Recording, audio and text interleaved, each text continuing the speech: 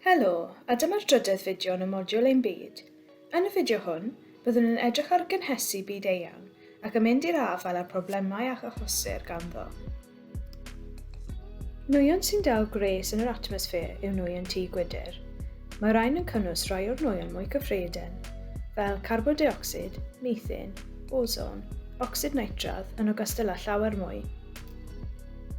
Mae'r cynnydd yn lefelau nwyon tŷ gwydr yn ffactor sylweddol sy'n achosi cynhesu byd-eang. Y reswm am hyn yw bod tua hanner y golau sy'n cyrraedd y ddaear o'r haul yn mynd i'n hatmosffer. Fel arfer, byddai egni hwn yn taro'r wyneb ac yn cael ei adlewyrchu a'i ymbalydru nôl i'r gofod. Ond ers y chwyldro diwydiannol, mae'r nwyon tŷ gwydr wedi creu haen yn yr atmosffer fel blanced, sydd wedyn yn ymsugno tua 90% o'r gres isgoch a ymbalydryd o ddaear, gan ddal y gres yn yr atmosffer a'i ymbalydru nôl i'r ddaear, yn hyrtrach na'i ryddhau i'r gofod. Mae hyn wedyn yn achosi newid yn yr hinsawdd oherwydd tymheredd cynyddol yr atmosffer. Y reswm yr ei gelwir yn effaith tŷ gwydr yw oherwydd os ewch mewn tŷ gwydr pan fydd yn heulog, mae llawer cynhesach yn y tŷ gwydr na tu allan, oherwydd nad yw'r gwydr yn gadael y gres allan. Gadewch i ni edrych ar rai o effeithiau posibl niferus y newid hinsawdd byd-eang. Difodiant rhywogaethau o gynefinoedd yn dinistrio fel y capiau iâ sy'n toddi gan fygwth yr eith pola. Mae cynhesu'r atmosffer a'r cefnforoedd wedi arwain at y capiau iâ yn toddi, sydd wedyn yn achosi i lefelau'r môr godi. Mae hyn eisoes wedi achosi i lifogydd fod yn waith mewn llawer o wledydd. Mae'r Maldives yn enghraifft lle mae hyn yn debygol o ddigwydd ac am camgyfrifwyd y bydd dan y dŵr erbyn 2100. Ond mae rai ragfynegiadau'n poeni y byddant dan dŵr mewn cyn lleied ar 30 mlynedd nesaf. Dim ond 1 medr uwchben lefel y môr y mae'r rhain fwyaf o'r wlad, gyda'r phwynt uchaf 2.4 medr uwchben lefel y môr. Cynhaliodd Llywodraeth y Maldives cyfarfodydd mwyn tynnu sylw at y broblem. Maent hefyd yn prynu tir dramor mewn lleoedd fel Australia i dyfu cnydau i fwydau dinasyddion yn ogystal â chaniatáu iddynt symud i rywle arall fel ffoaduriad yn yr hinsawdd. Am camgyfrifir hefyd y bydd Llundain dan ddŵr erbyn 2050 os bydd cynnydd o 2 medr yn lefel y môr. Mae mwy o berygl o ganser y croen oherwydd bod pelydrau UV mwy peryglus yn taro wyneb y ddaear.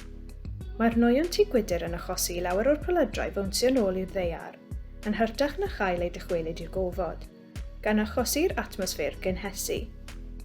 Mae'r haen ozon yn aml yn diogelu rhag rai pelydrau, ond oherwydd y diffrwr cynyddol i'r haen ozon, creodd dwll. Felly, roedd wedi bod yn gadael mwy o pelydrau drwyodd nag arfer. Ond diolch byth fe caewyd yn mis Rhagfyr 2020.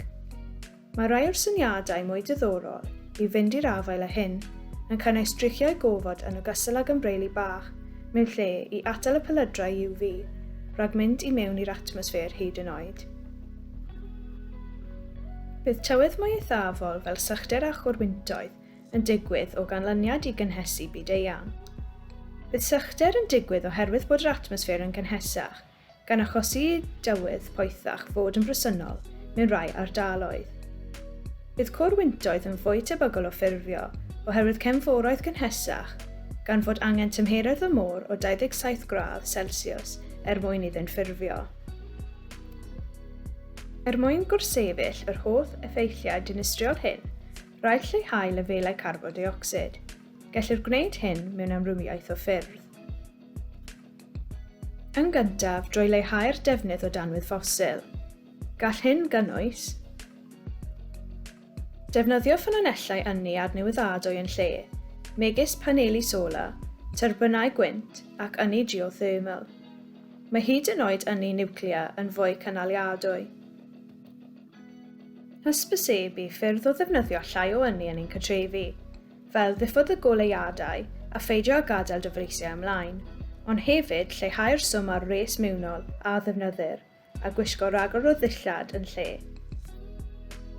Defnyddio mwy o deithio eco-gyfeillgar megis defnyddio ceir trydan, rhannu ceir neu drafodidiaeth gyhoeddus. Ailgylchu'r eitemau o wneud o wydr, carfwrdd, papur ac aluminiwm, gan fod hyn yn gofyn am lai o egni na gwneud cynhyrchion o'r newydd. Yn ail, gellir lleihau cynhesu byd-eang drwy ail goedwigo a chreu ardaloedd mwy gwyrdd. Fodd bynnag, fel y gwelsom yn y fideo diwethaf, nid yw hyn bob amser mor hawdd mewn rai mannau fel coedwigoedd glaw sydd â ffrydd anffrwythlon i ail blannu llystyfiant. Yn olaf, mae angen i bob gwlad weithio gyda'i gilydd i helpu i fynd i'r afael a phroblemau amgylcheddol. Gall gwledydd ledled y byd gytuno ar gytunebau a thargedau ryngwladol ar gyfer lleihau alluriadau, megis gytuneb Paris ar y newid hinsawdd.